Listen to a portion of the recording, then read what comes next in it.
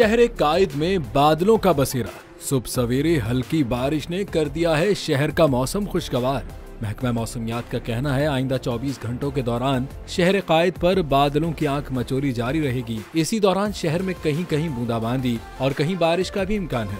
आज सुबह से शहर के मुख्तलिफ इलाकों में हल्की बारिश और बूंदाबांदी का सिलसिला जारी है। शहर का कम से कम दर्जे हरारत 28.5 डिग्री सेंटीग्रेड और ज्यादा से ज्यादा दर्जे हरारत 33 डिग्री सेंटीग्रेड तक रहने का इम्कान है।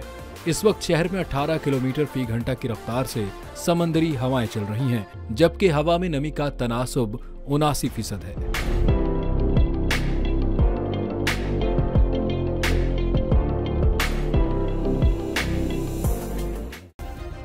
सब्सक्राइब करें और बेल दबाएं ताकि कोई खबर रह न जाए।